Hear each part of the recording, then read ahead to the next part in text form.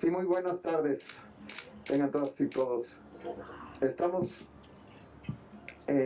muy contentos por tener la oportunidad de conmemorar el Día Internacional de los Derechos Humanos por iniciativa del subsecretario Alejandro Encinas. La idea es no solamente hacer un evento único del día 10 de diciembre, que es el Día Internacional de los Derechos Humanos, sino tener varios eventos por distintos temas específicos del tema de derechos humanos, y justamente el día de hoy acordamos que se dedicara al tema de los refugiados. Así es que el día de hoy tenemos con nosotros a varios participantes. Aquí está Morelia Muñoz, venezolana, que ella está como refugiada en México, ya tiene bastante rato acá en México, vive en la Ciudad de México. Ella se dedica al emprendimiento familiar, asesorías virtuales, diseños de cursos y revisiones de textos, y actualmente está en un proyecto de radiocultura. Ella es doctora en educación, especialista en gerencia y licenciada en educación maestra, educación primaria, ama de casa también, cuentacuentos, poeta y mamá de 3 niños. Así es que muchas gracias por estar con nosotros. La idea de este evento es tener un enfoque cuatripartito del gobierno, refugiados, organismos internacionales, el ACNUR y la sociedad civil, representado por Gerardo Talavera. Tenemos también con nosotros a Gerardo Talavera, que es anfitrión ahora, porque esta la casita, es justamente uno de los espacios importantes que ha tenido aquí Casa Refugio, y que Gerardo Talavera es el presidente, y le agradecemos mucho por habernos acogido aquí en este lugar, darnos refugio a nosotros también. Y bueno, Mark Manley, que es el representante del ACNUR, organismo internacional que tiene el mandato de la protección de los refugiados y que ha tenido un papel muy destacado de apoyo a los refugiados en México y a la Comar en particular.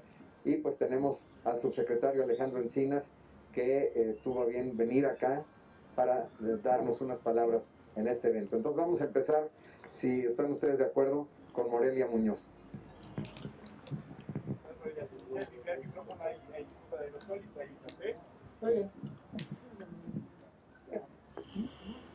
Hola, buen día. Muchas gracias por estar aquí con nosotros, y gracias a la casita, en especial al grupo de Claudia y Gerardo, por la invitación para que mi voz sea escuchada. Desde niña me enseñaron que cuando estoy en tierra extranjera debo rendir tributo a sus tótems, así que bueno, bendecidos. En segundo lugar, me gustaría definir un poco eso de qué es migrante, porque en mi corta vida jamás pensé en ser migrante. Me gustó mucho ser turista, jamás migrante, menos refugiada. Por lo cual existen dos tipos de migrantes. Existe ese migrante que trae dinero, que trae inversiones, que trae recursos, al cual cuando llega a la aduana les dicen: pase adelante, bienvenido, sea por tierra, por mar o por aire. Pero también está el otro migrante, en donde nos metemos muchos, en donde estoy yo. Ese migrante que llega a un país extranjero o a una ciudad de su mismo país sin tener los recursos suficientes para demostrar que es bienvenido. Y ese es el que es perseguido, el que es ilegal, el que es rechazado, el que es deportado. Dentro de ese grupo, como dije anteriormente, nos encontramos en algún momento muchos, y pasando un filtro, un embudo, logran avanzar, regresar o quedarse como ilegales. Gracias a las gestiones en la Comar y al apoyo de la Casa Espacio Refugiados, nosotros en este momento nos encontramos en la situación de los legales, de los que nos hemos quedado en la ciudad. Pero, ¿quién es la voz de esos que están por allá silenciados? Hoy quiero ser la voz de ellos.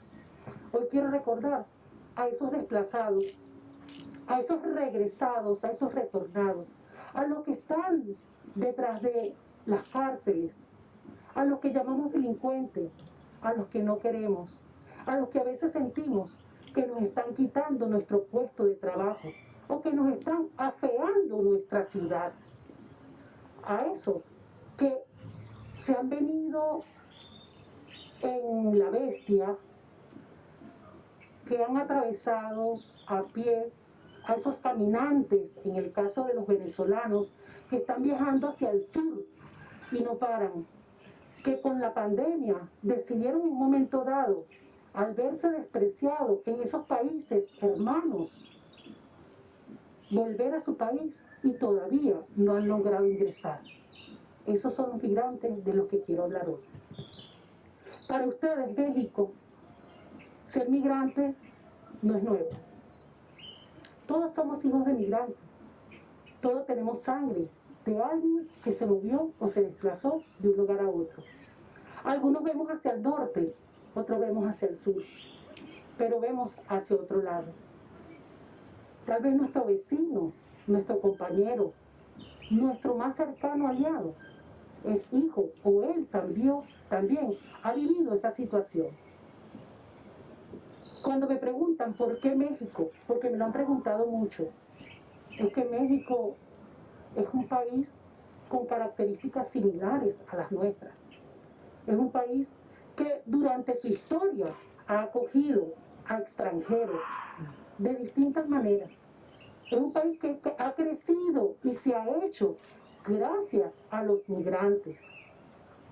Migrantes internos y migrantes desde afuera de sus tierras. Es un país que se ha construido gracias al esfuerzo de los migrantes. Miremos a quién le pagamos el sueldo más miserable. El que hace el trabajo que no quiere hacer el que ya ha estudiado o el que ya ha ascendido un poco. Entonces buscamos a ese, al que está ilegal, al que no importa, yo lo hago, como son algunos testimonios de amigas migrantes. Mira, hay personas que no quieren ir a limpiar la casa. Yo en mi país era una administradora, pero no me importa ir a limpiar baños con tal de salir adelante. Entonces es quitarse esa venda para salir adelante. Lo que quiero traer a la reflexión es cuáles son los derechos de esos seres humanos.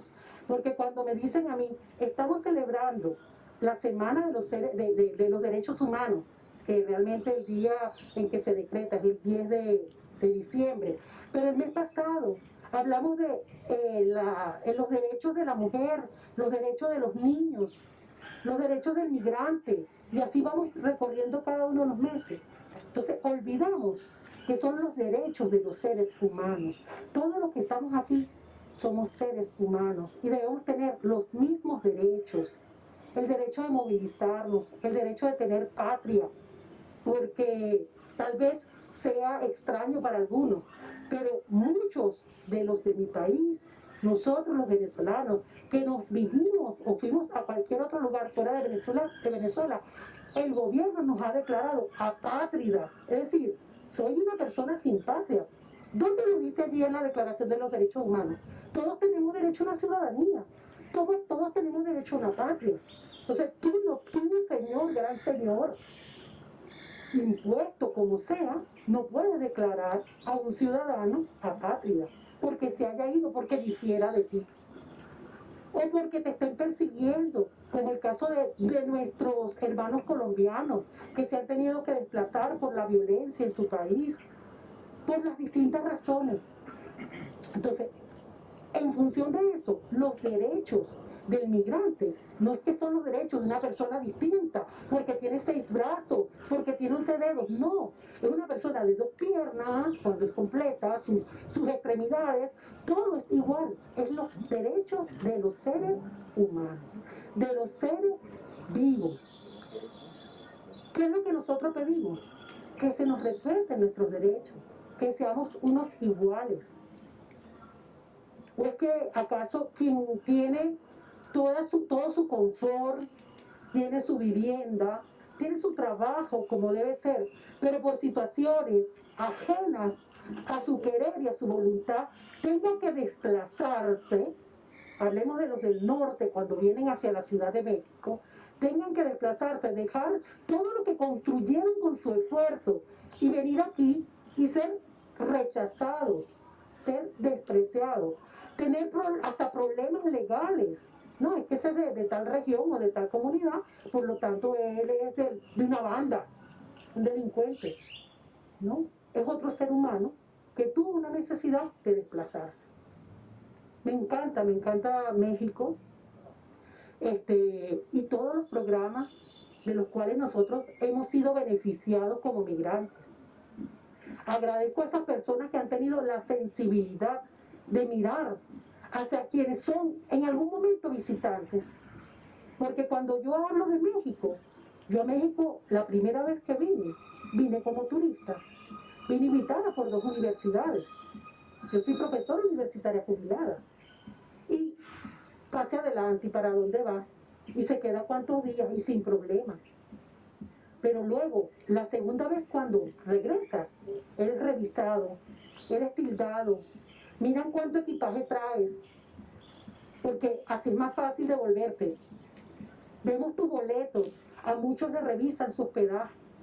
En el caso de los que venimos por aire y los que vienen por tierra, lo que tienen ellos que someterse al sur de nuestras tierras de México, aun cuando hay algunas organizaciones que le apoyan. ¿Hasta cuándo? Esto no es nuevo. Yo no estoy hablando de este siglo XXI. ¿Ok? Esto se está dando desde hace muchos años. Queremos cerrar la frontera. Hacia el norte nos quieren hacer una muralla. Y hacia el sur, la delincuencia, los secuestros, las desapariciones, los que se caen del tren, los que el camión los secuestra, les cobran las vacunas. ¿Dónde están los derechos de esos migrantes? No es mi reclamo. Aquí tenemos un representante de la Comar, ¿okay? Donde uno primeramente va. Entonces, ¿en cuánto tiempo la Comar da respuesta a los migrantes? ¿Cuál fue mi experiencia? Porque en mi caso, primero se llegó mi pareja, que fue quien avanzó con los trámites. A la semana de llegar todavía hubo otro retraso. Pero durante esas visitas a las oficinas de la Comar, uno conversa y conoce otras experiencias. Mira, tengo 2 años y todavía soy visitante. Tengo tanto tiempo y no me han dado respuesta, no me han hecho la entrevista. Yo sé que ustedes hacen su mayor esfuerzo con el personal con el cual cuentan, pero cuando uno llega a un país, uno necesita solventar la parte legal primariamente. Tener un documento que realmente sea respetado, porque resulta que hay un rompimiento entre lo que establece la Comar como esta comisión que nos da la bienvenida, que nos atiende a los migrantes y a los refugiados, y el gobierno que se encarga de la seguridad del país. Porque cuando te dan ese primer papelito, donde tú estás en trámite con la Comar, luego es una hojita con papel de seguridad, con cualquier sistema que ustedes tengan de seguridad, que cualquier policía, guardia, quien puede dañarlo, romperlo, y ya, quedaste en el aire, devuélvelo para afuera.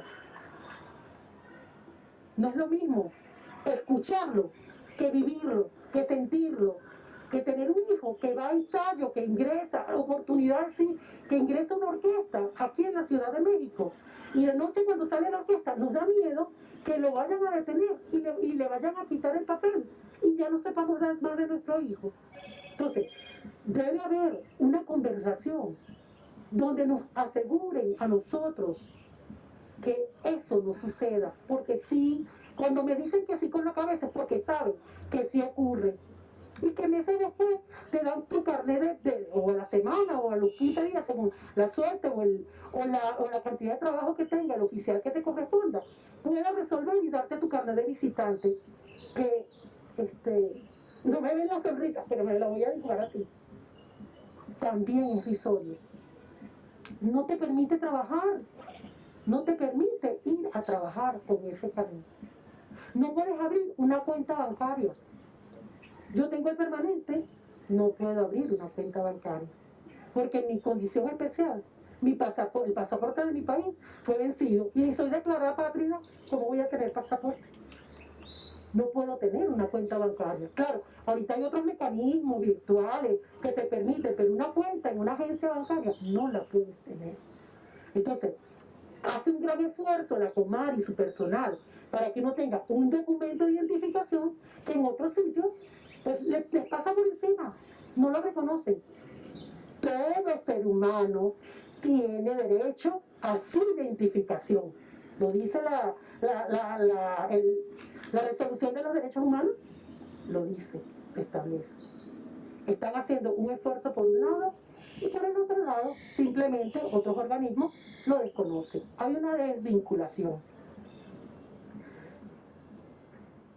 Sigo felicitando el trabajo que hacen, porque a veces sé que lo hacen con las uñas y no tienen la capacidad, pero todavía es poco.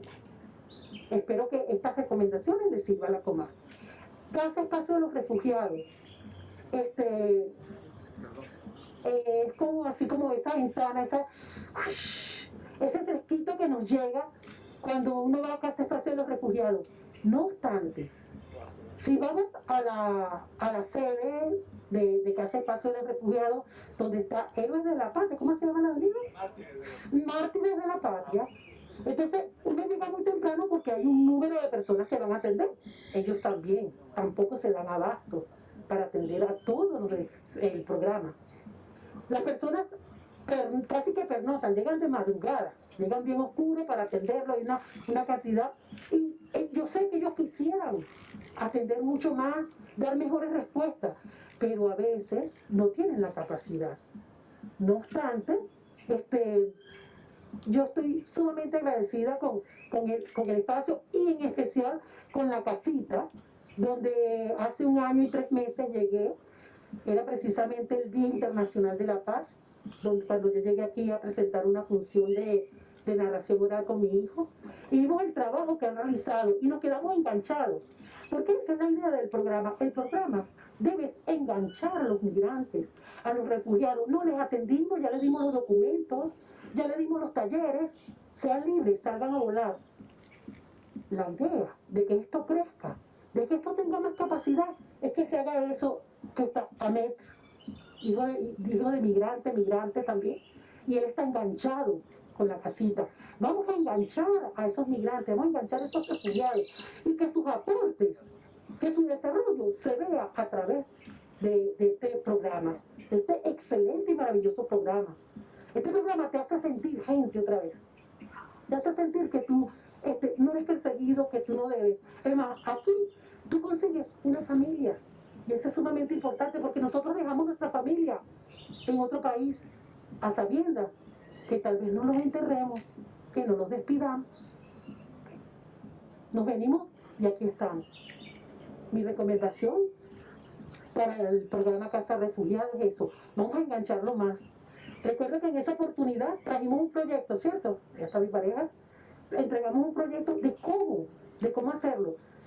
Porque si hay personas que están formadas como yo, y si hay personas que traen mucha experiencia como otros en programas comunitarios, vamos a compartir esas experiencias y vamos a permitir que no sea 1, 2, 3, 4 sedes de Casa Refugiados, sino que eso crezca y que estén en distintos espacios. Porque refugiados nos entran, somos por todos lados. Inmigrantes, mucho más. Yo quisiera que los que están aquí presentes, que levanten la mano quien no es hijo de inmigrante. Que levanten la mano quien no es hijo de inmigrante. Todos quedaron con sus manos abajo. Que levanten la mano quien es hijo de migrante o tenga en su sangre algún migrante. Pero todos tenemos que levantar la mano. Todos. Porque además, muchos de nuestros aborígenes hasta son mezclados aquí mismo en la Ciudad de México. Para no aturdirlos, porque me dijeron que eran 10 minutos, y creo que ya pasé a 15,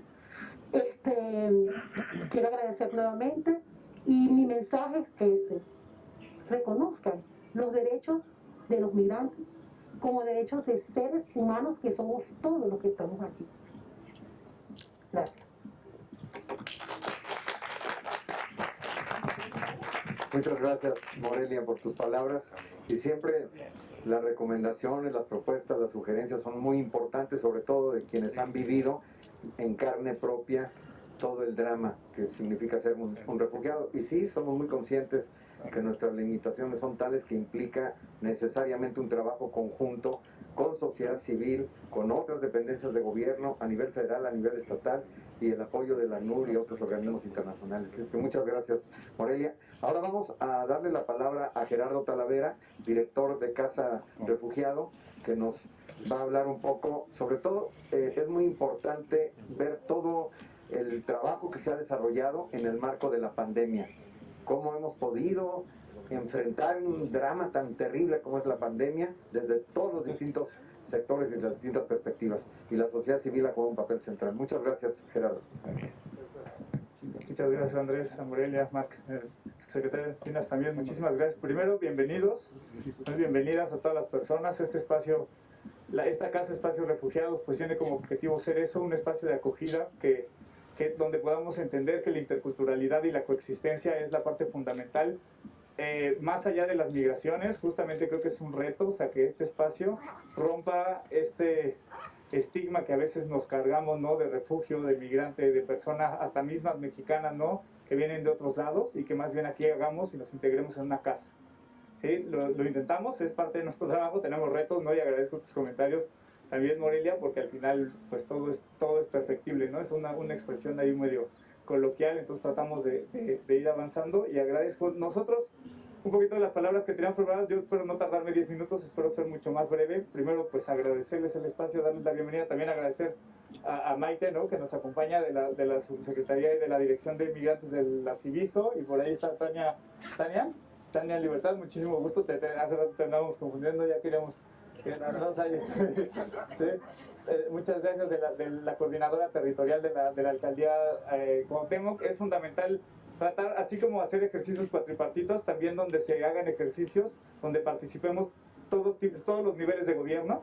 Para nosotros es fundamental, porque justamente todas estas acciones que está mencionando esta Morelia se asocia, ¿no? El tener un documento, el de repente llegar a una oficina local que no conozcan el documento, de repente toda esa historia se vuelve un círculo que desde nuestra experiencia por lo menos tratamos de romper, de hacerlo virtuoso y romper esa narrativa, y estas narrativas que mencionas que son claras. Perdón, es que aquí tengo mis ideas anotadas en el teléfono.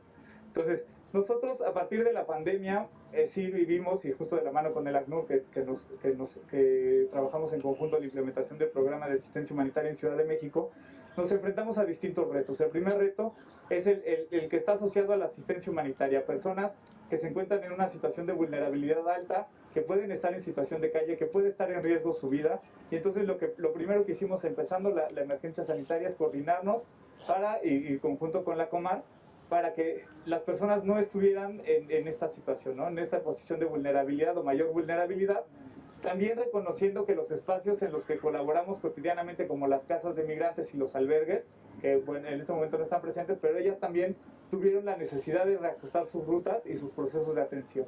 Entonces, de manera conjunta empezamos, y ahí de la mano también con el gobierno de la Ciudad de México y el gobierno federal, a hacer una especie de respuesta humanitaria a través de alojamientos en hoteles, ¿no? Donde los albergues pues no estuvieran en riesgo, y nosotros tratamos de ir acompañando. Ya lo venimos haciendo en realidad desde 2015. Algunos espacios se habilitan para poder no dejar en vulnerabilidad a estas personas, y bueno, fuimos acompañando.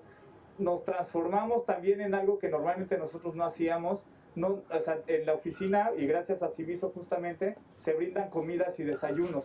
Todos los días las personas en la cotidianidad de antes de marzo, las personas llegaban, justamente como de repente teníamos volúmenes de 150 personas diario, entonces llegaban y pues ya sabíamos que mejor les apoyábamos al desayuno o a la comida. Ahí por allá está Chio, que nos ayuda siempre esos desayunos, para que estas personas, pues sabiendo que la espera iba a ser un poco larga, por lo menos tuvieran comida, ahí hay una ludoteca, que por lo menos tuvieran agua, que tuvieran las condiciones mínimas indispensables que para nosotros les generaban dignidad. A través de ese cambio, pues empezamos a acompañar, se modificaron los procesos de atención, empezamos a hacer la virtualidad, a través de llamadas, ¿no? Habilitamos 5 teléfonos públicos, pero en realidad atrás de esos 5 teléfonos se volvió un conmutador. Ahorita somos 40 teléfonos atrás de esos 5, ¿no? Que están respondiendo todos los días necesidades humanitarias, el apoyo por necesidades de asistencia humanitaria y los apoyos de integración del ACNUR, los empezamos a distribuir a través de teléfonos. Las personas, la oficina nunca ha cerrado, siguen asistiendo, y en ese volumen la realidad es que nos ha enseñado muchísimo. Afortunadamente no hemos tenido consecuencias fatales en temas de COVID por personas refugiadas. O sea, sí hemos tenido algunos casos detectados. También implementamos una ruta de tamizaje vía telefónica a todas las personas refugiadas que tienen comunicación con nosotros y con la Comar. Nos buscan, y si tienen síntomas, pues hacemos el tamizaje, y con un convenio con el CINVESTAB, que es un centro de investigaciones del Instituto Politécnico Nacional, nos hacen las pruebas gratuitas. Entonces cualquier persona que nos registra síntomas y sale positivo, con alta probabilidad la canalizamos al CINVESTAB, y ahí le hacen la prueba, y ya si sale positivo, pues empieza todo su protocolo y demás situaciones que hay alrededor. De igual manera, pues todo se volcó, y afortunadamente muchos programas de asistencia que ya existen en el país, que atienden a personas mexicanas, también se encargaron de acercarse a personas refugiadas, a dar despensas, a dar distintas situaciones. Por ejemplo, hace poco una organización, Cáritas, pues muy famosa en realidad a nivel mundial, Cáritas nos donó despensas y también nos donó estudios médicos para personas refugiadas. Entonces tratamos a través de un equipo móvil, se van distribuyendo estos apoyos para que pues las personas que sí corrieron el riesgo, o sea, sí tuvieron un riesgo de pérdida de empleo. Tenemos en lo que va del año 5,000 registros de personas que están buscando empleo, ¿no? En Ciudad de México y en Estado de México. Entonces vamos acompañando, vamos canalizando, pero la realidad es que sí hay muchas personas que pues no han podido salir intactas, digamos, del procedimiento, ¿no? O sea, sí pierden su empleo, de repente el tema de la renta es más complicado. O sea, sí se han visto las complejidades, y pues nosotros de alguna manera tratamos de ahí de ver esto, de ser acompañantes desde una narrativa de posicionar a la persona como el centro. Creo que eso para nosotros es fundamental. O sea, no es un tema institucional, es simplemente que la persona asuma su decisión, y en esa decisión de la persona, pues nosotros ir acompañando en lo que nosotros creemos que es algo holístico, ¿no? Que es la parte de la asistencia humanitaria, la integración, y posteriormente el proceso de integración y educación para la paz, fomentando promotores interculturales. Entonces, para nosotros como esos ejes son fundamentales. Y bueno, no me voy a extender mucho más. Eso es lo que hemos venido haciendo en conjunto con Comar, con ACNUR, con las personas, ¿no? Ha sido una experiencia también muy gratificante el poder decir que hicimos algo para que las personas no estuvieran en una peor circunstancia de la que pudieron haber estado si no estuviéramos como organización. Entonces, muchísimas gracias, y pues bienvenidos nuevamente.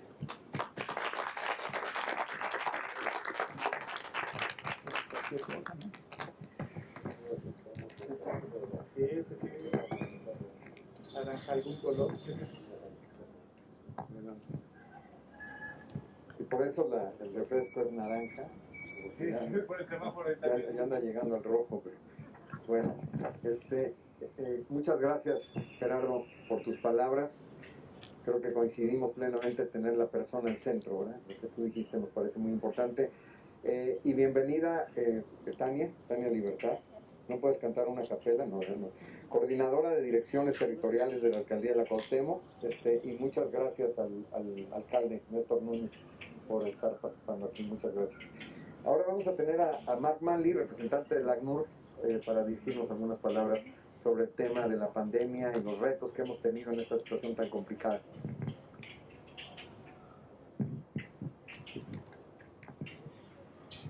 Muchas gracias, Andrés, y buenas tardes ya.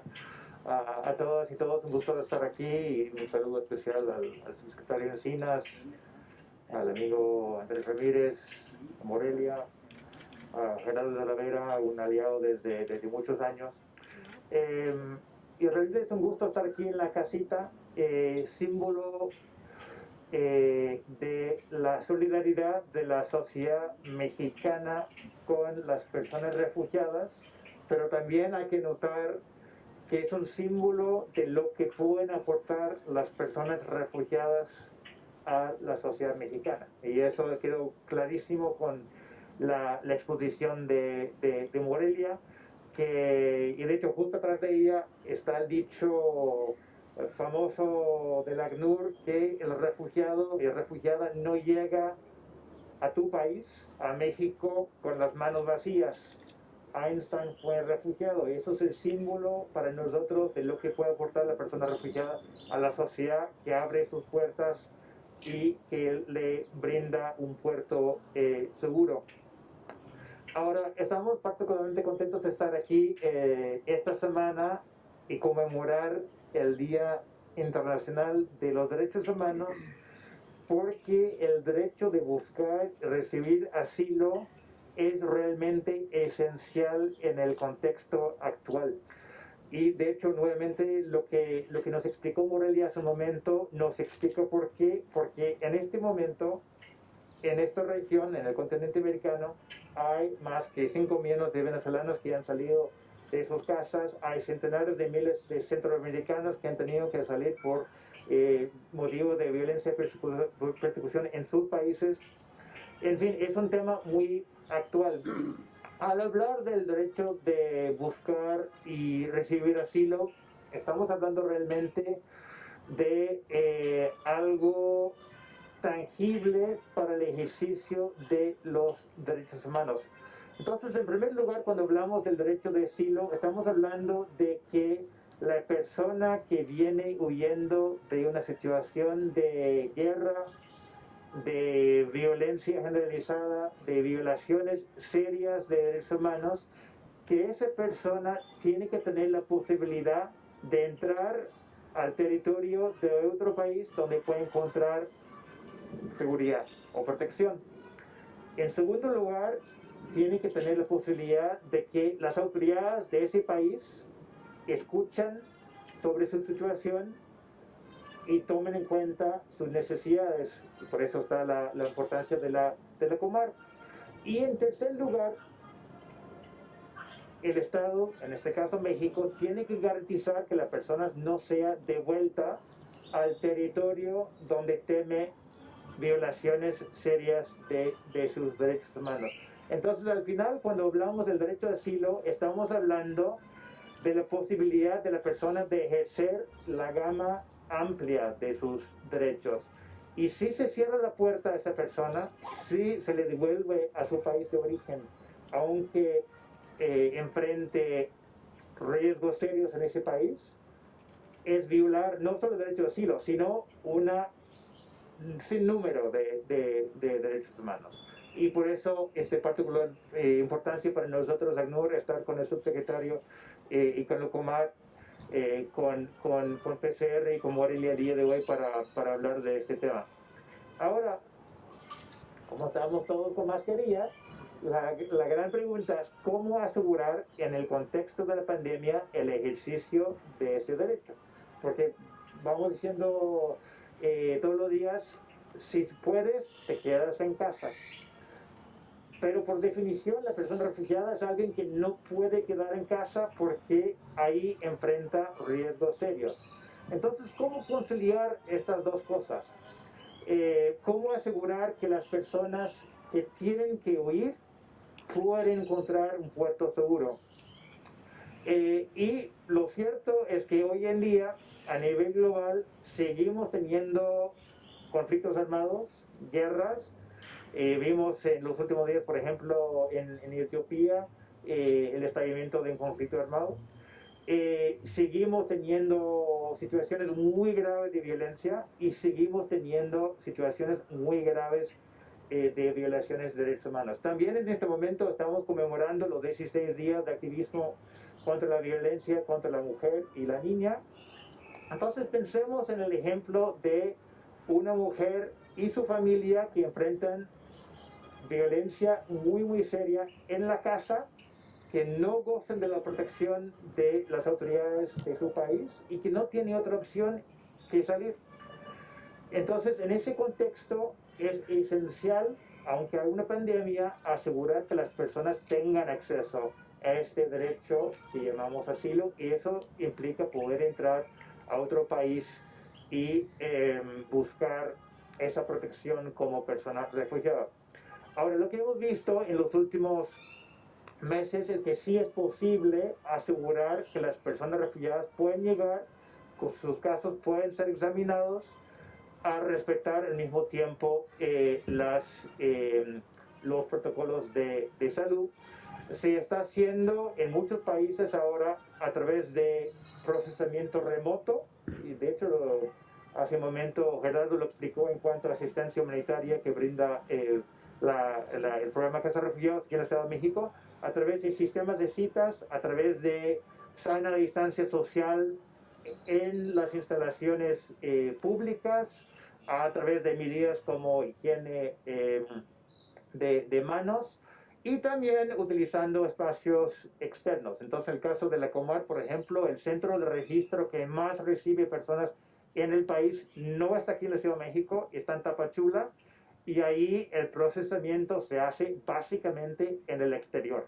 Las personas están sentados afuera con sana distancia y ahí están iniciando su proceso de registro ante la Comar. Ahora, frente a la primera ola de COVID-19 en febrero-marzo, hay que decir que nos tomó un poco desprevenidos y la reacción de la mayoría de los gobiernos fue de cerrar sus puertas. Y la preocupación ahí es que 168 países cerraron por completo sus fronteras. 90 de esos países lo hicieron sin excepción para las personas que venían huyendo de situaciones de violencia, es decir, sin excepción para solicitantes de asilo. Posteriormente, poco a poco, los gobiernos y el ACNUR también hemos ido ajustando los protocolos y para octubre ya eran 113 países que habían logrado mantener funcionando sus sistemas de asilo.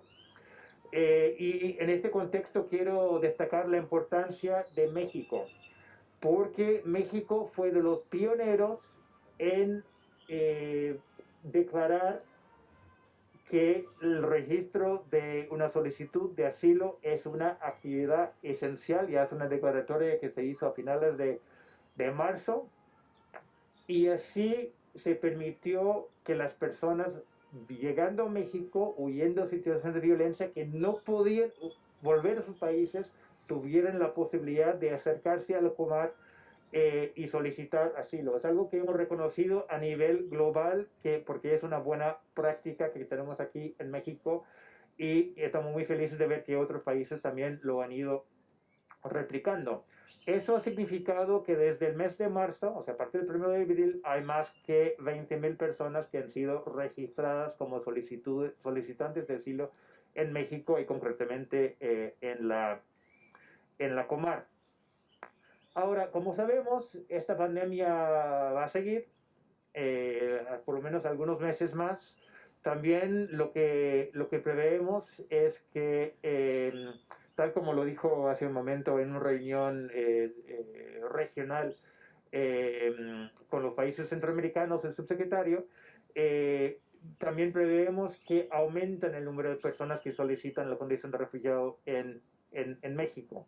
Entonces, en este contexto, que la pandemia sigue, que aumenten las solicitudes, algo muy importante es seguir fortaleciendo la capacidad del ACNUR, de otras autoridades, el INM, los DIF, las Procuradurías de Protección de la Niñez, de recibir y procesar estos casos.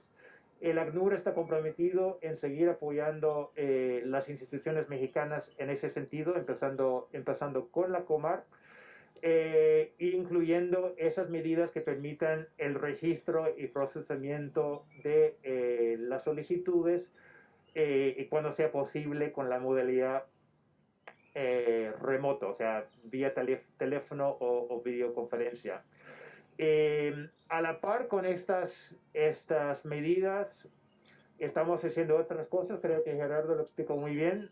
Estamos trabajando con albergues para asegurar que puede recibir de manera segura, higiénica, a personas que han llegado al país en búsqueda de protección. Entonces hay un esfuerzo muy grande con más que 100 albergues a nivel nacional que estamos llevando a cabo de la mano con otras agencias, incluyendo CICR, OIM y UNICEF. Estamos trabajando tal como hace PCR aquí en la Ciudad de México y el Estado de México. Estamos trabajando también para asegurar que las personas refugiadas y solicitantes de la condición de refugiados, si lo necesiten, pueden recibir algo de apoyo humanitario que les permite arrendar su propia vivienda. Y hemos encontrado que eso ha sido muy importante para lograr la sana distancia social, porque claramente si estoy en la casa con mi familia, mi propia casa, estoy en mejores condiciones que si estoy conviviendo con un grupo más grande de personas. Pero para concluir con la intervención, quería subrayar la importancia de lo que nos explicó hace un momento Morelia.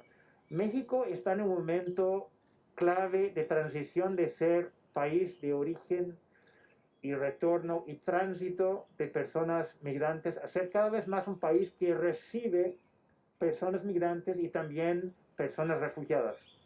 Y en ese contexto hay algunos ajustes necesarios en la política pública para asegurar que ese proceso funcione y en particular para asegurar que las personas tengan opciones reales de integración. Y el ejemplo del acceso a una cuenta de banco es el mejor ejemplo quizás que tenemos, porque es muy interesante que hoy en día la mayoría de los bancos en México no van a reconocer los documentos que expide el Instituto Nacional de Migración en virtud de la Ley de Migración de 2011.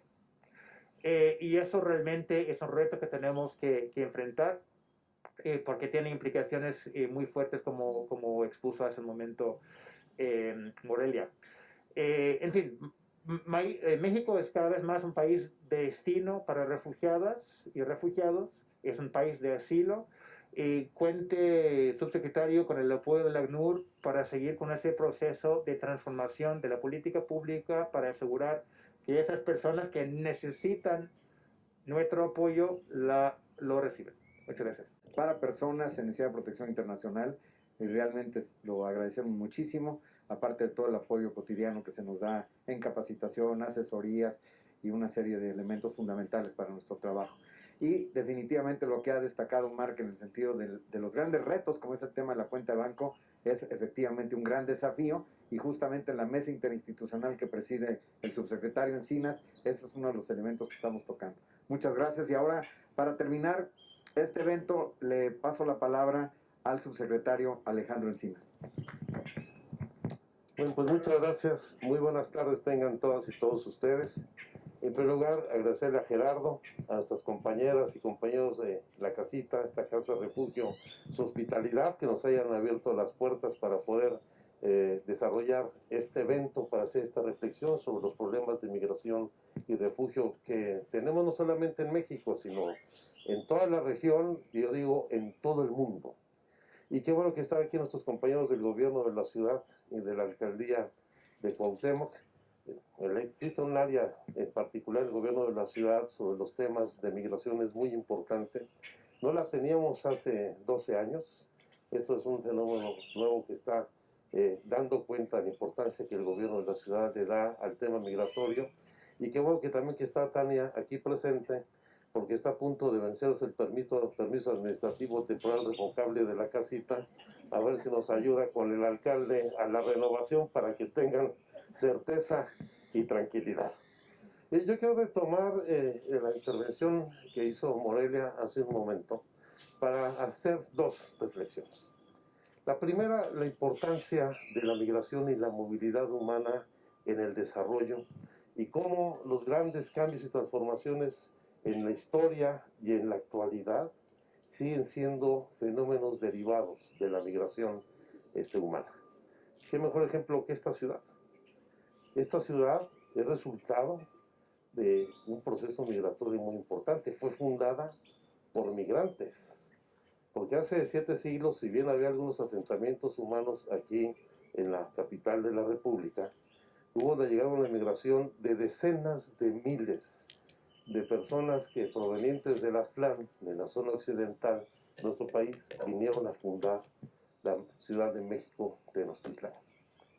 Y a partir de ese fenómeno migratorio se ha venido multiplicando el crecimiento, el desarrollo de esta ciudad, que es una ciudad de migrantes y es una ciudad de refugio. A la fecha, esta ciudad, la zona metropolitana del Valle de México, crece anualmente en más de 350,000 personas, la mayoría de ellos migrantes, y de manera creciente personas de otras nacionalidades que están llegando a nuestro país. Y nacionalidades ya no solamente vinculadas con Centroamérica, que sigue siendo la migración más importante, sino también tenemos gente que viene del Caribe o viene ya de otros continentes. Y esa migración ha traído cambios de integración y de desarrollo muy importantes para el país.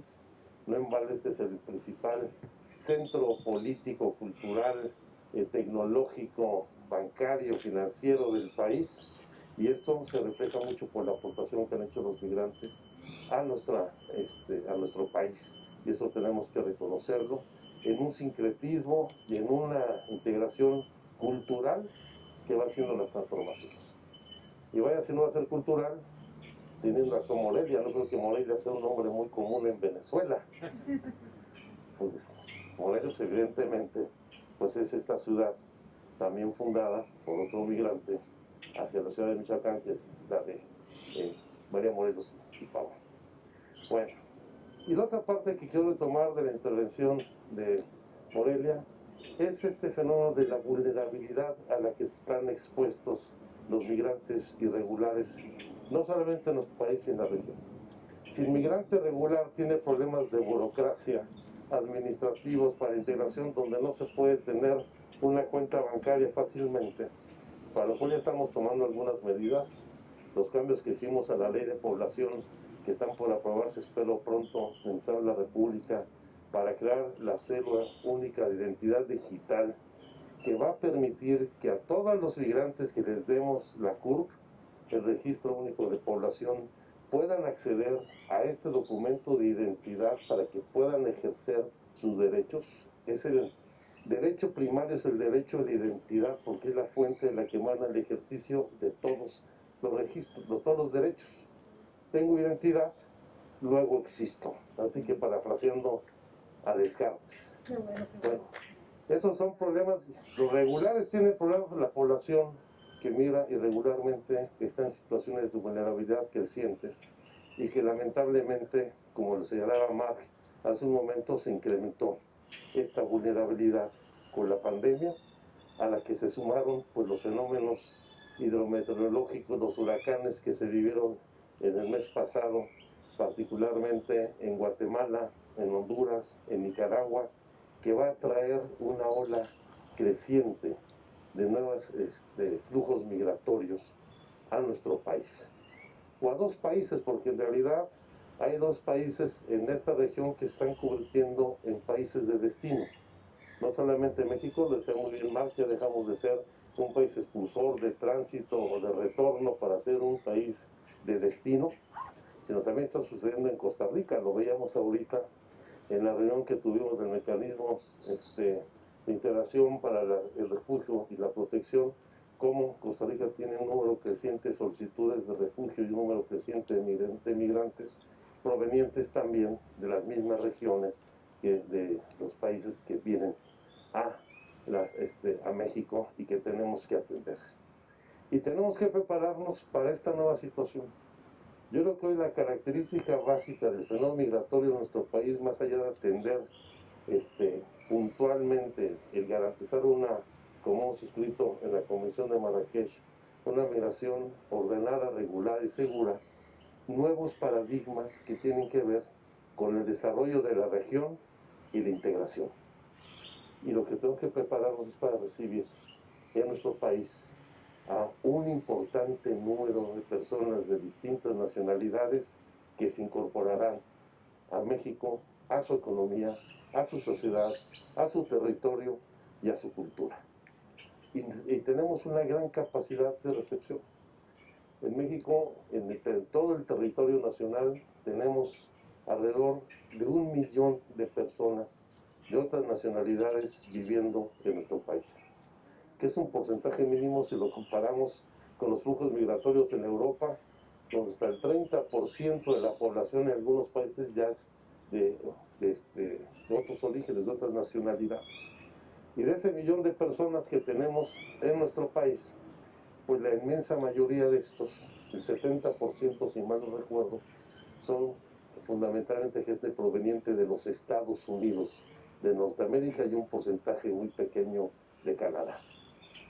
Y aquí tenemos una gran capacidad para ofrecer oportunidades de desarrollo a población migrante, que lo ha venido haciendo de manera sistemática, a cuentahuetos, esta migración hormiga, en donde ya el migrante no solamente se desempeña en las áreas de la agricultura, sino que ha ido abarcando ya otras áreas de la actividad económica, tanto en el área de la industria de la construcción, en el área de servicios, particularmente en hoteles y en restaurantes. Pregunten cuando esté un restaurante en la Ciudad de México de dónde son las personas que están trabajando de meseros, de cocineros, etcétera. De manera creciente es gente que viene de Centroamérica y del Caribe, o hasta en el comercio informal. Tenemos gente del Ecuador, o hasta coreanos tenemos aquí en la Ciudad de México, en lo que es mucho del comercio informal en la Ciudad de México. Entonces, habrá que prepararse para dar la garantía de ejercicio pleno de los derechos humanos de todas estas personas, porque lo que tenemos que hacer es arraigar no solamente lo que ha sido la política, una de las mejores políticas de nuestro país en materia de asilo y refugio, sino también de protección y de integración de extranjeros a nuestro país, y enfrentando pues muchos de los problemas de discriminación que existen, que no están ocultos, están a la luz del día y los enfrentamos en todas las regiones del país. Y a eso habrá que sumar una situación de vulnerabilidad mayor que la persona solicitante de refugio. Porque la vulnerabilidad tradicional de gente que viene con pocos recursos, que huye de la violencia, también hay gente que tiene persecución política y que debe ser atendida. Entonces, sí queremos crear un nuevo paradigma en nuestro país en materia de migración, de refugio y protección, dar las garantías de protección. Y es un fenómeno que, nos guste o no, además es un fenómeno que llegó ya para quedarse.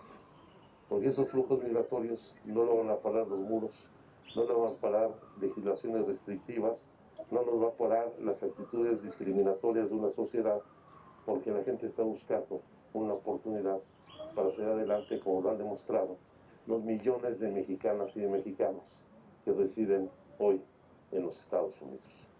Y es lo que queremos compartir esta reflexión este día, el hecho de que vamos nosotros a fortalecer lo mejor de la política exterior en este país, que son las políticas de asilo, refugio y protección complementaria, y al mismo tiempo orientar a nuestra sociedad para incorporar al desarrollo de nuestro país a mucha población que va a venir a hacer grandes aportaciones, como ha sucedido en otros fenómenos migratorios en México, desde la migración china o libanesa a principios del siglo XX, finales del XIX, principios del XX, la migración española tras la guerra civil en ese país, que trajo grandes aportaciones a la cultura, a la academia, a toda la actividad artística y creativa en el país, como sucedió también con los migrantes que encontraron tras las dictaduras en Centroamérica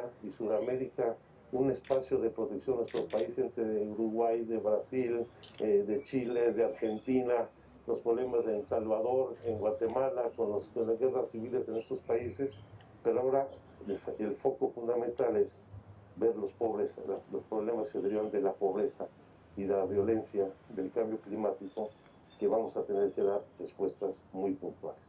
Y qué bueno que tenemos espacios como esta Casa Refugio, en donde ayuda a hacer una diáspora para sensibilizar a la población de nuestra ciudad y de nuestro país sobre este problema. Y vamos a atender todos esos asuntos que están muy arraigados en la burocracia, todavía hay inercia, resistencias, pero que el objetivo de este gobierno es garantizar a los migrantes que son sujetos plenos de derechos y deben respetar sus derechos humanos integralmente. Muchísimas gracias y muy buenos días.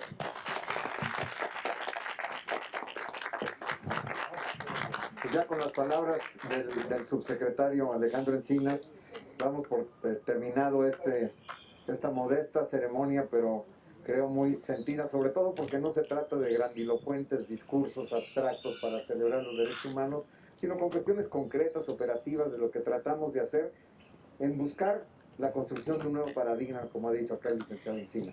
Muchísimas gracias por su atención y por su presencia y participación en este evento. Muchas gracias.